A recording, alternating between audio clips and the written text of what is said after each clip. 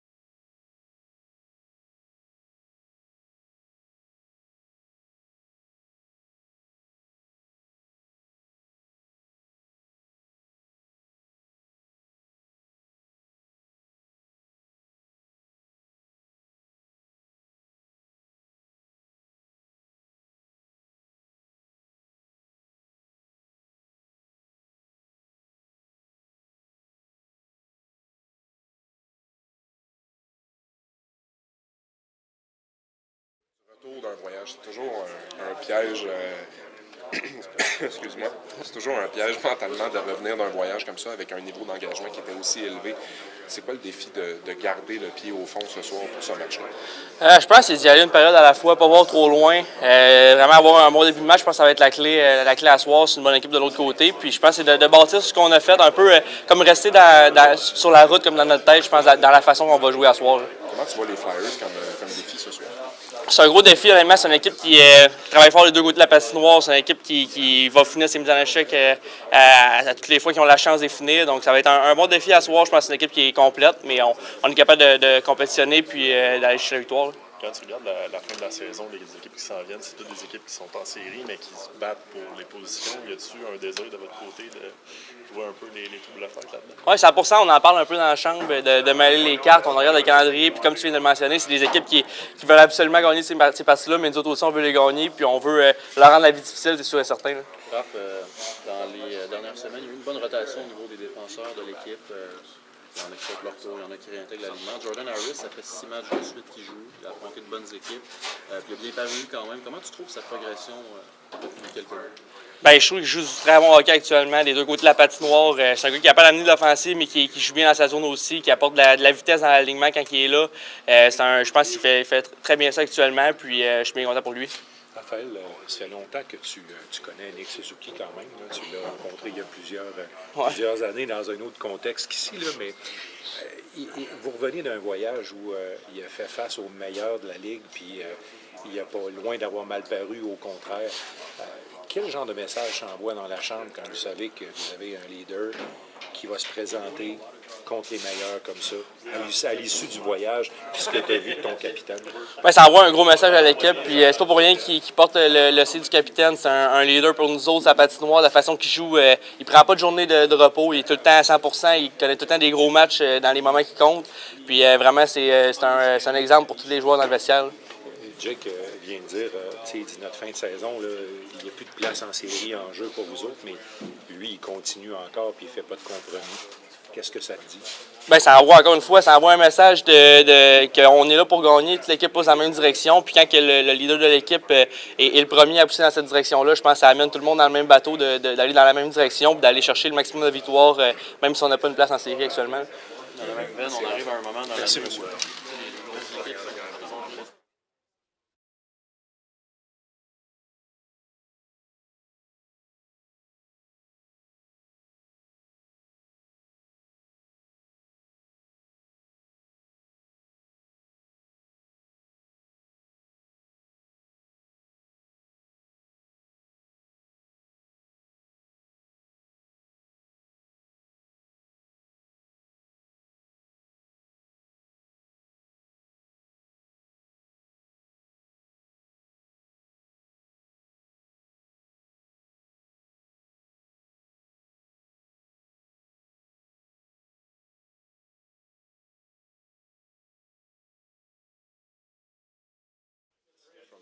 The whole team. Is it a challenge to keep that eye when you come back home? Yeah, definitely. That's the thing, right? It's like you look at a road trip like that, and you look at the teams that we played, right? And like you said, we played some really good games on the trip, and then you're like, you get home, and you're like, okay, I'm home, and then but it's like you can't settle down, you know? Like you got games to play, you got another really good team in Philly tonight, and coming up, so it's like Murray described this morning, he's like, just act as though we're still on the road, you know? It's like that same sort of mindset. So it's a really good challenge for us, for sure. How satisfied are you with your game and the way you've been able to get some consistency in the past games you played? Yeah, pretty happy overall. I think I've been playing some good hockey and want to, of course, always add on to it, right, and grow. But very happy with, I feel like, the consistency part, but I still think there's more that I want to do, you know, personally. But like you said, it's nice to see that for sure. We talk a lot about the PK having success and using the stick the right way, not only on the PK, but for you winning battles using your stick. How do you feel you're mastering that more and more the more you play?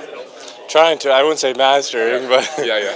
but trying to. I think that's the foundation that I try to build my game upon. I feel like when I'm playing well, I'm doing those little things well, and they add up, right? Like every time you can have a good stick or kill a play, that's just like a little boost of confidence, and it adds up. And I feel like that plays into that consistency, like you said, and your total feeling of your game. So. Pretty happy with how that's progressing. I definitely wouldn't say mastering though, but try to the best you can. Yeah. Jordan, you play 6 games in a row. What is the biggest difference with the Jordan who play and the Jordan who doesn't play? Yeah. I think it's consistency. I think it's just trusting what you can do and stacking those little plays up and just out there every shift and just with a good mindset and just again trying to just be the Jordan I know I can be as often as possible. And I think that's the hardest thing in this league, and the hardest thing I found with professional hockey is just being able to replicate your good games every single game. No matter road trips, time change, how many games you play. It's all about consistency and what you can bring every night. So just trying to keep that going. Is it a big challenge to find your identity in the NHL?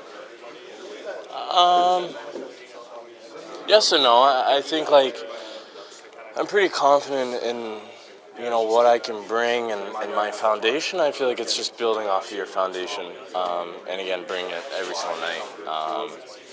I think that you can always add stuff to your game and of course you want to make the biggest impact you can, at this level. But I think it's like I trust in what I can do in all 3 zones. But I think for me it definitely starts defensively, and I think that's been more of my identity these past couple of years. And then it's down the road, and even now you want to continue to build off of that and add more aspects to your game. But I think for me, at least, finding myself and trying to be as consistent as I can defensively, I think that's kind of where my game builds off of. Yeah. Thank you, Jordan. Thanks.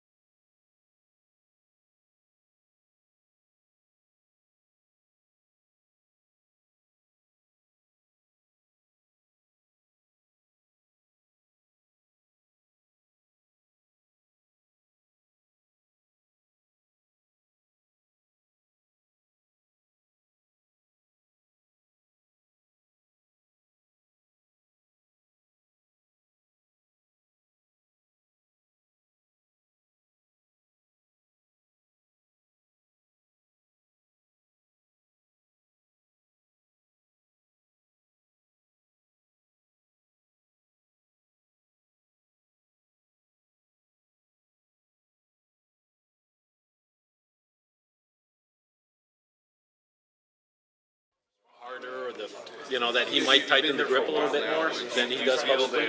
I mean, maybe a little bit. Honestly, he is understanding. Like you said, he is an understanding coach, and he played right, and he knows what it's like. He's fair, and he's not a very unfair coach at all. And he again, like, he understands, and I think he might tighten a little bit more than publicly, but I mean, it's nothing that we can't handle. I mean, we want that, and I mean, it's you want to have a coach that's accountable and holding guys accountable, and you don't want it to just be a free for all on the ice and in the room and everything. So I mean, yeah, maybe he understands that we're a young team, but there's times too, and even I know I'm a young player. I know that I can be better. I know that I can make better plays, and you know, he's not afraid to give us a kick in the butt when we need it at times. So I mean, that's a good coach. That's what a good coach does. So.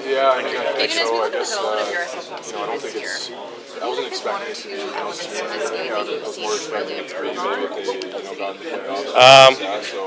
I think the biggest one is just how he uses his body. I mean, I know you guys saw last year, there's a couple times he's getting blown up, and you're like, how is this guy getting hit like that? He's 240, like, he's a big body, and I think he just kind of understood that he can use that, like, his body to his advantage, and I think a lot of guys on our team even told him, like, in practice, like, you're skating at me with your back turned, like, I'm not going to be able to move you. So, like, I think that's just a big thing that I noticed is he's so good at protecting the puck already at 19 years old, and you can just see that there's guys on the other team that just don't know what to do when he's coming at them.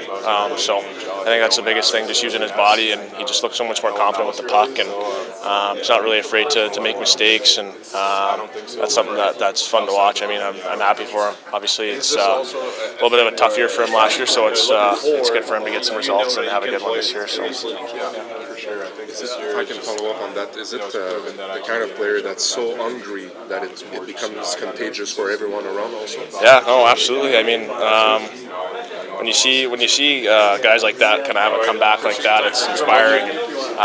It just shows you that no matter how deep in the dumps you can come out of it on the other side, and I think that just speaks a lot to his character and his personality, and he didn't give up, he didn't go away, he wanted more, and he wanted to get better, and he was using his resources around the team at home in Slovakia to help him out with that, and no, it's impressive. I'm happy for him. So I was talking to Jordan about puck battles. Obviously, we always talk about size when it comes to a defenseman, but how much do you feel he's mastering more and more the use of his stick in these kind of battles? Jordan? Yeah. Yeah. No, he's good. I mean, you just see he's a sound guy. He's a calm guy, and like you said, he's not the biggest guy, but his stick details are really good. They're always there, and I mean, he still uses his body, and he's still a strong guy for his size. Like, he's got a lot of muscle on him.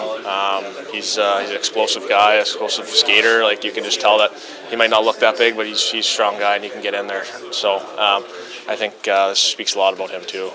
Defensively, he's really good back there. So. Thanks, Kaiden. Thank you, guys.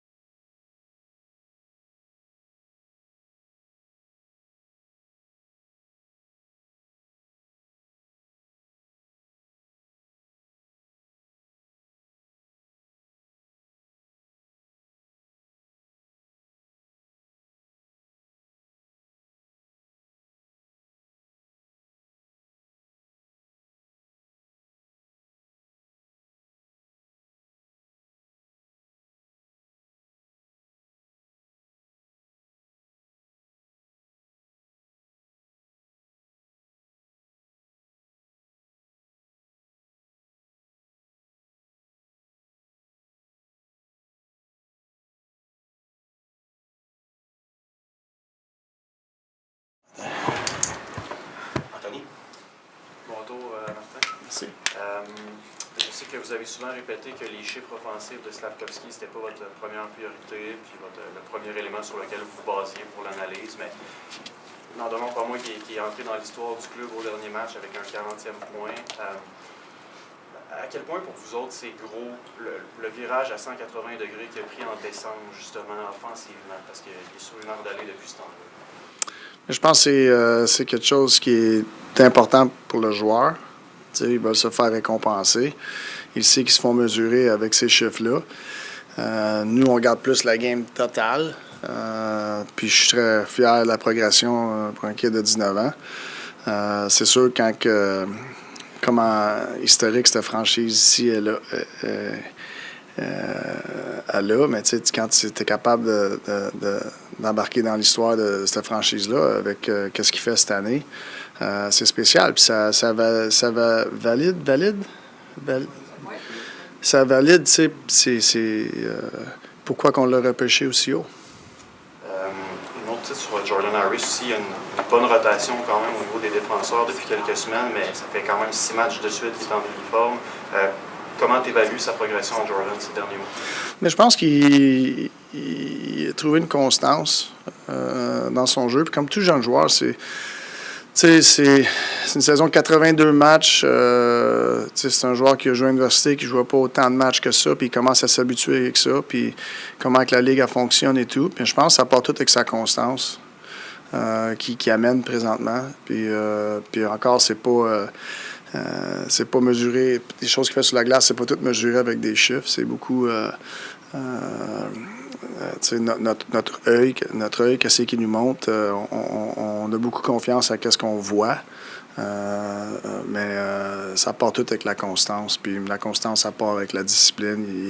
Il apprend à être un professionnel. Il est très préparé pour les matchs. Il est engagé et tout. Puis ça se reflète dans son comportement.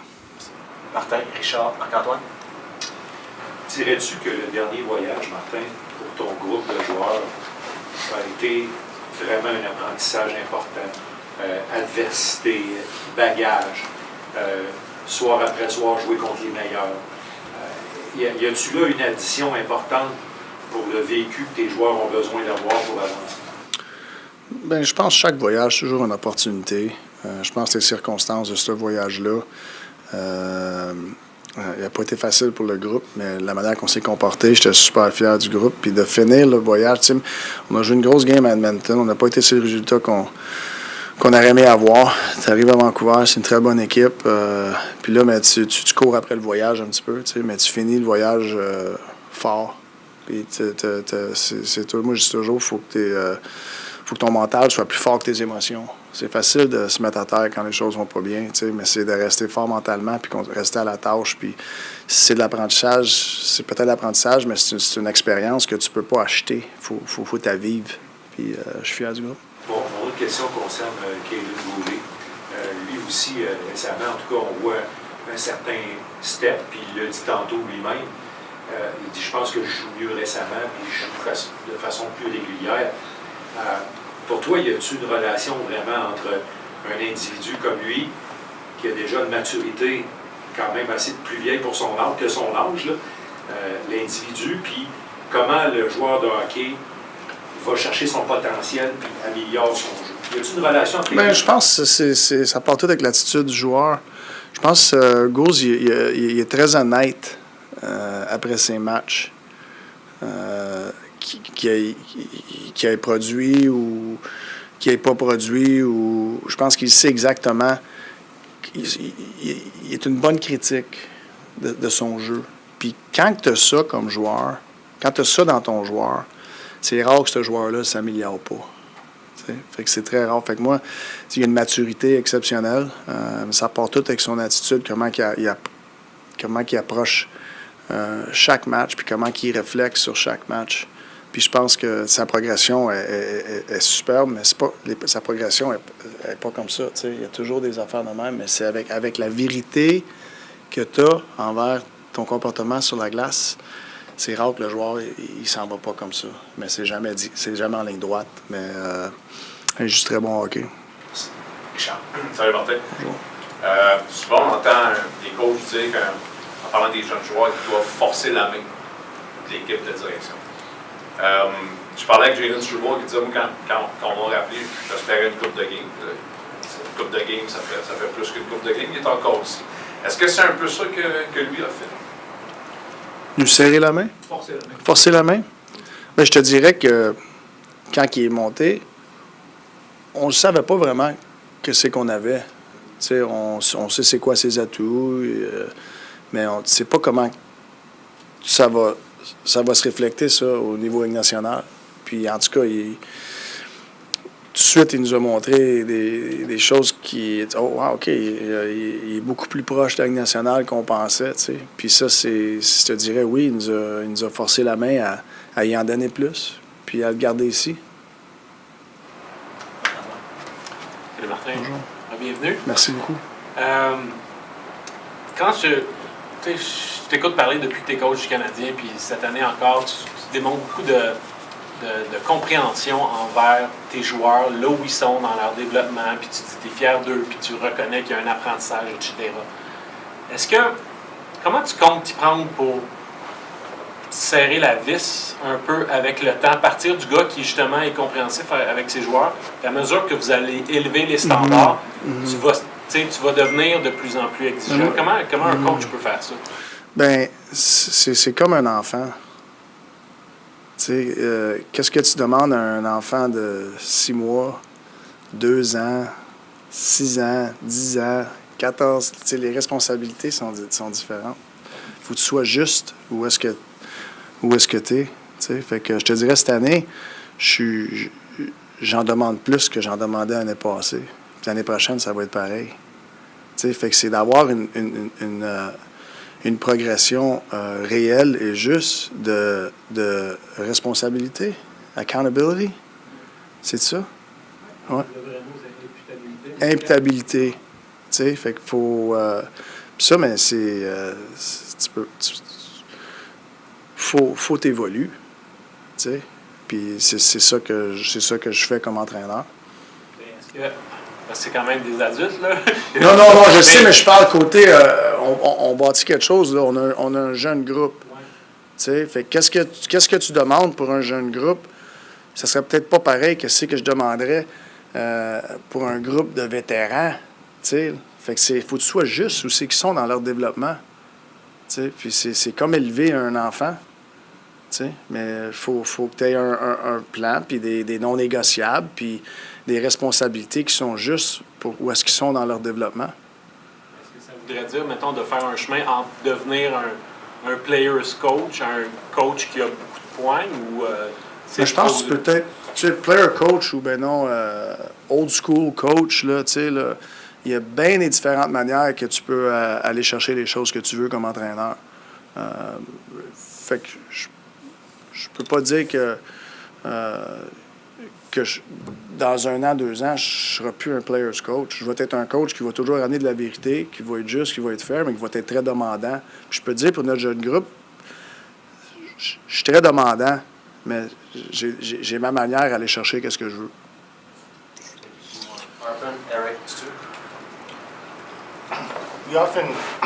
You often say, and coaches everywhere say that, putting a guy upstairs gives them a different perspective on the game. You watching your team from afar for as long as you did, or for whatever, I guess it was 4 games, did you gain any different perspective on your team and that you can bring to? Yeah, it was different watching him from that point of view. It was a great exercise though, and I just love the way our intentions, the way we play. I always say, I feel like our good is elite, and I saw that. And watching it from that point of view, it was very encouraging and reassuring of what we're doing. And so yeah, it was actually a good exercise. I was also to follow up on this question on Struble. I don't know if you ever experienced this as a player, but there's always a point when a young player forces your hand, as you said he did, but he gets to 30 games, 40 games, and all of a sudden he starts thinking, okay, I'm an NHLer now, and there's a little bit of a, You're not on that edge anymore. First of all, did you experience that at any point? I imagine the answer is no, but I mean, and can you recognize that in a young player on the ice? It took me a long time to experience that. I was always scared that somebody was going to steal my job or, so I feel as a player, at a certain point in time, you hit the stage of normalcy, and that's it. You got to be very cautious when you hit that stage. Some players hit that stage way too soon. They think they've arrived, So for me, I feel like even maybe people thought I had arrived. I never felt like I had arrived, and I think my normalcy happened later and probably at the right time to be able to have the career that I had. So for me, young players, you got to be careful because you have 30, 40 games that now you think you've arrived. And to me, it's that normalcy because when they come in, they're excited, they're on high alert, and all of a sudden, you get complacent, and that's that normalcy stage. Well, beware of the normalcy stage. Don't be in that stage too soon. All right.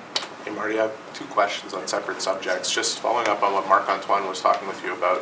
You know Torts extremely well. You obviously, he coached you, but has been an influence in your coaching career. When you see where he's put the Flyers, who are in a similar development phase, so to speak, is there anything that you look at in terms of your own work and say there's something I could borrow from that approach? Maybe it's being slightly more demanding, or maybe it's just coaches have different styles, like you were saying.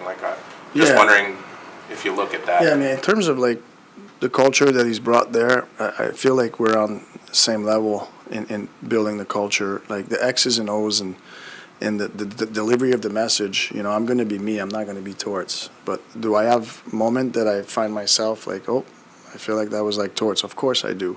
And I think Torts has a long coaching career, a very successful one. And, I'm not sure that he started, exactly, the way he is today. There's a progression. You live and learn. Am I gonna evolve and change a few things in there? Probably, but I don't know when that's gonna be or when I'm just gonna be me and react on things based on the information I have and what I see. But in terms of to try to build a team, it really starts in that culture, in that dressing room, and that's something I've learned from Torts. Just on a completely different subject, your power play and Caulfield's role on it.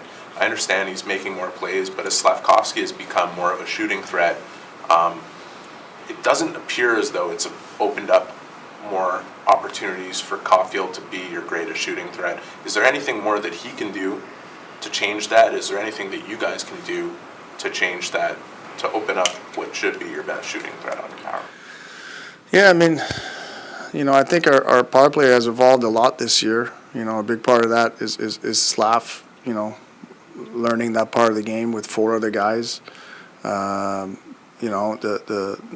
so much video now, and again, we're still a very young power play. We want to try to open up Cole more as much as we can, but at the same time, the power play is not about Cole.